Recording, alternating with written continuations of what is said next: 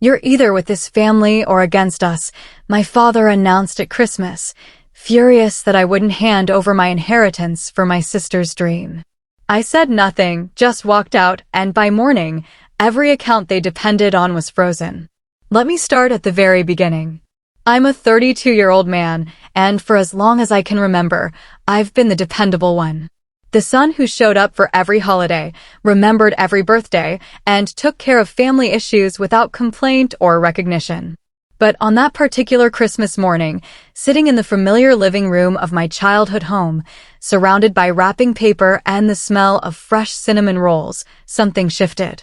I realized that being dependable had made me invisible.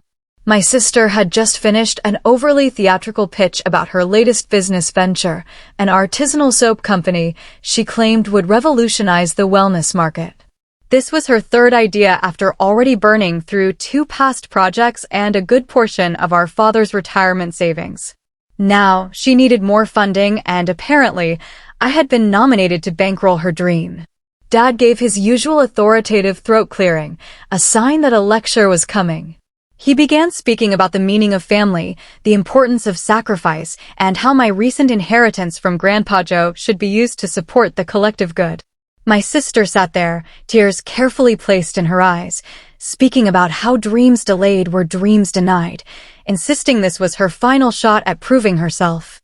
The inheritance wasn't massive, about $200,000 from the sale of Grandpa's farm, but it meant more than just money.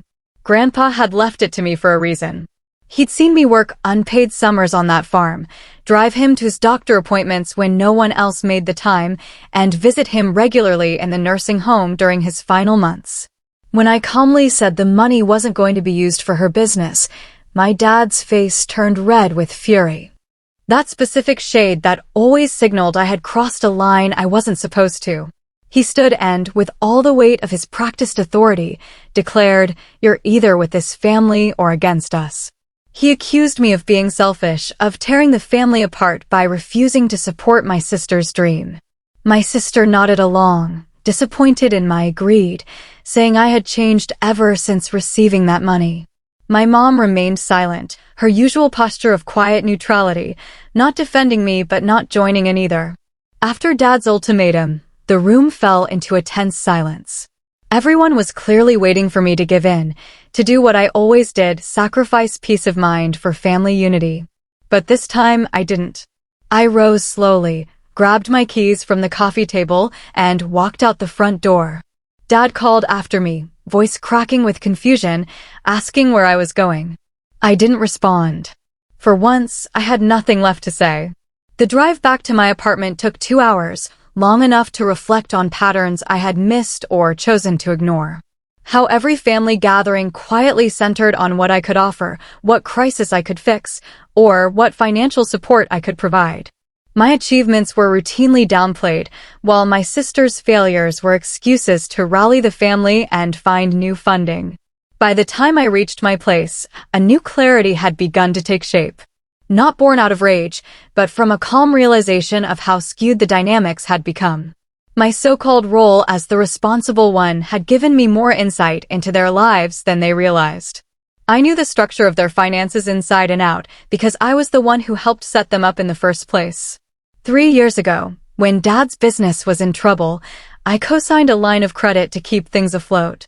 2 years back, when they refinanced the mortgage for better terms, they used my solid credit score to seal the deal. And just 6 months ago, when Dad needed help managing the business accounts, I'd been added as an authorized signatory to streamline operations. At the time, I saw it as love and responsibility. But legal paperwork doesn't care about sentiment, it cares about control. That evening, I began reviewing documents and placing phone calls. The mortgage lender was more than willing to accommodate a co-borrower expressing concern over loan security. The business line of credit followed suit. As a co-signer, I had full legal standing to freeze it pending a financial review. And as a signatory on the business accounts, I had the authority to lock things down with a single phone call. By noon the next day, their financial system was frozen. I hadn't taken a dime. I hadn't altered anything. I'd simply halted movement, suspended it in place.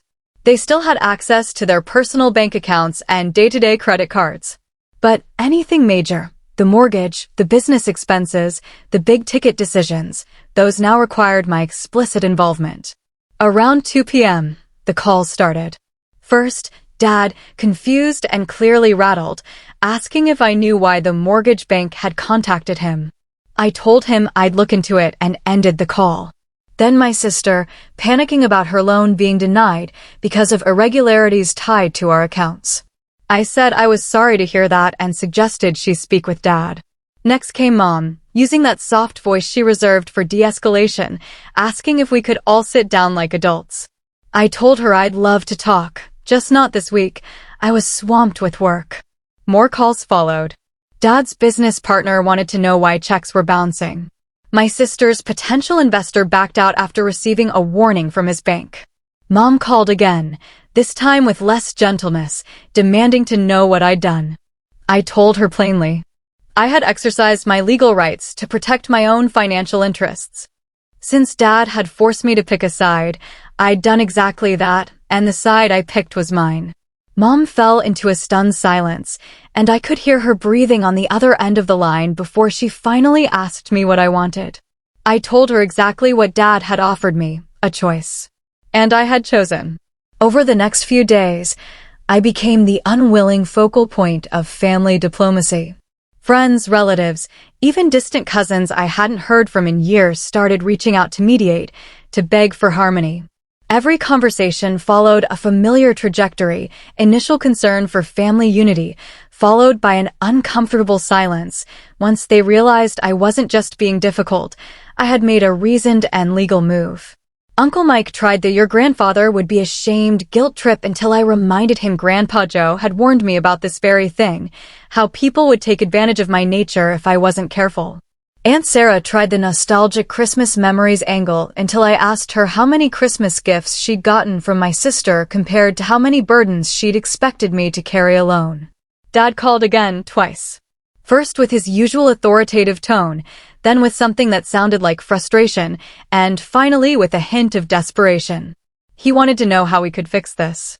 I told him the door was open, but only if he could start treating me like an equal, not a bank.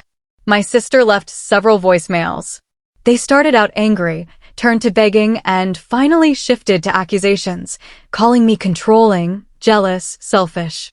The irony of her ranting about me using money for control while demanding mine to fund her fantasy business was completely lost on her. A week after Christmas, my mom called with a new tone. She'd spoken to a lawyer and now understood just how vulnerable their financial situation really was. She asked if I was truly prepared to ruin their lives over a single loan. I told her no lives were being ruined. Their house wasn't in jeopardy. The business could still function. Their day-to-day lives were unaffected. I had just ensured that any major decisions would now need to involve me, openly and respectfully. I explained that what I wanted wasn't revenge, it was to be treated like someone whose opinion mattered. Someone whose support wasn't assumed but appreciated. 2 weeks later, Dad called again, this time with no performance in his voice. He asked if I'd be open to a simple coffee. No confrontation, no drama. Just him and me, talking. I agreed.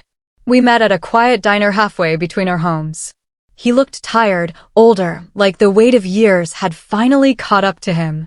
He ordered coffee and sat in silence for a while before he began speaking. He admitted that he'd been reflecting on Christmas, on how he spoke to me, and on the role I'd played in our family. He acknowledged that he'd treated me more like an employee than a son. That he leaned so heavily on my reliability that he had forgotten I had limits too. He didn't try to justify it. He just owned it. And in doing so, for the first time in years, he felt real to me. I told him I appreciated his honesty, but words wouldn't be enough. If we were going to move forward, the way our family operated needed to change. No more ultimatums. No more unspoken expectations. I handed him a document I'd prepared, not a legal one, but a clear outline of boundaries. Requests instead of demands. Loans instead of assumed gifts. Real discussions before major financial moves. He read it slowly, asked questions, some defensive, but mostly sincere. He took it home to discuss with Mom and my sister. 3 weeks after Christmas, we held a family meeting in the same living room where the confrontation had begun. This time, things were different. Dad explained the new structure to everyone. My sister was visibly displeased, especially knowing her future business deals would require formal terms and realistic plans. But she didn't argue. She understood now. Mom, usually the quiet moderator, had started realizing how much her silence had cost all of us. Slowly, the changes started to take root. Their accounts were gradually unfrozen.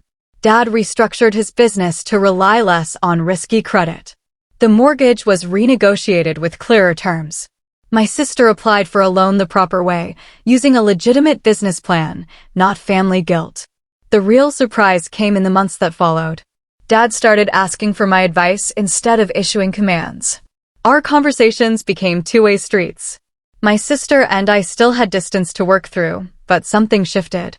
She began treating me like a person with his own story, not just the backdrop to hers. 6 months later, Uncle Mike had a heart attack. Instead of the usual call expecting me to fix it all, Dad asked if I'd be willing to join a family meeting to talk about how we could all help. Responsibilities were divided fairly. I contributed financially, not because I was expected to, but because I chose to. My sister volunteered to handle logistics and hospital visits. She even thanked me privately, acknowledging how long I'd carried those duties alone. A full year after that explosive Christmas, we had our first peaceful holiday gathering. The air was different. The conversations were real. My inheritance was still in its account, growing slowly, untouched, not hoarded, but safe. Not because I was guarding it from them, but because I no longer felt the need to prove anything with it. That entire upheaval hadn't been about revenge. It had been about creating the space for real change. Sometimes, the only way to stop a cycle is to make sure it can't repeat itself. We never discussed the details of that difficult winter, never aired every feeling or fear. But we didn't need to. The change spoke for itself. We became a family where respect replaced obligation and love wasn't measured by sacrifice. And Dad? He never made another speech about loyalty again. Because now, he understood loyalty goes both ways.